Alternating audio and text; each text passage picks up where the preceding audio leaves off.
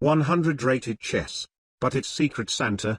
3 of your pieces or pawns will be paired with random enemy pieces and pawns. Make the capture for each pair accordingly. Order does not matter.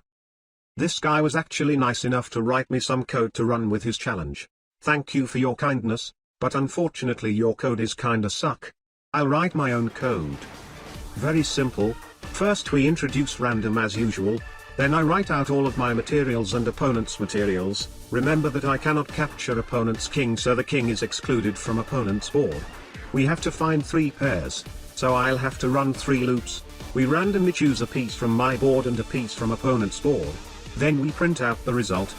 However, if we just run it like this, there is a chance that the choices may repeat. I mean, I obviously cannot choose 2 different pieces to capture the same target. Therefore, for every time we make a choice, the chosen material shall be removed from the available candidates. Alright. Here we go. Quack. Alright. These are the results. I was scared it would come out something like your A pawn must capture opponent's H pawn. That would have been very tragic. Let's go. We get a 120 from Slovakia. We need to activate both the queen and the light bishop. E4. F6. Okay, among these 3 things I guess the bishop's goal is the most difficult as it cannot capture on a dark square. Let's try to resolve the bishop first. Bishop C4. Who knows, maybe he'll feel like this diagonal is a bit weak and go E6 to block my bishop. It really happened. Wow. Bishop takes C6. Alright, 1 down, 2 more to go. Queen E7. Aha. I was planning to stack both my queen and rook on the h-file and then sack my queen for the rook to recapture. But I guess this situation actually allowed an easier, less costly solution. Bishop takes G8. Rook takes G8. Queen H5 check. Ha! Now queen blocks and I can take his h-pawn for free. Never mind. Well, I mean, I can still take that pawn, but that may actually be a bit too expensive. Queen back. G5. Queen H5 check again. Who knows, maybe he'll block with his rook and let his rook be more reachable by my rook. He moves the king instead. Alright, I guess I have to sack the e-pawn to lure his queen away. A4. Queen takes C4. King F1. Queen takes C2. Okay, need to be careful, that queen is actually still guarding the h-pawn. Very sneaky. Not to mention there is also queen D1 checkmate in 1. Knight C3 first. Man, at this rate the rooks are going to have to wait for quite some time. Queen B3. Aha. Yes. Queen takes H7. 2 down, only the rooks left. Rook G7.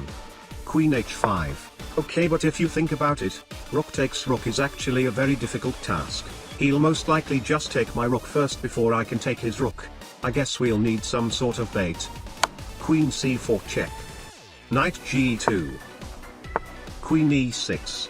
Rook K3. And I blundered the rook by the most basic blunder ever. Never mind. You know what they say, if your opponent doesn't see your blunder, then it is not a blunder. 100% accuracy. B4. His bishop is busy defending his rook, so he can't take this pawn. Bishop takes B4. That blunders a rook, but only my rook can take that rook. Rook B3. Bishop C5. And all of a sudden we're back at the scholar's mate. Absolutely diabolical. Knight E4.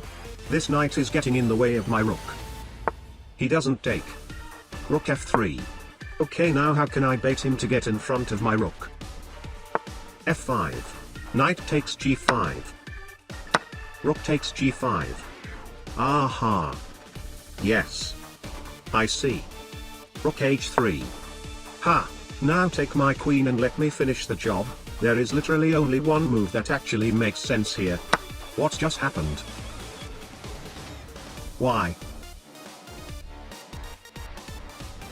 Queen H4 check. Maybe this guy is bit sleepy, a check should help him wake up a bit. Rook G5.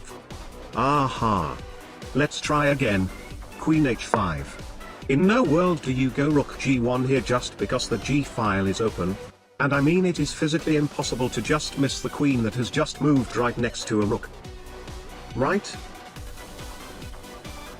Absolutely. Rook takes h5. Mission accomplished, the rest of the game is just smurfing.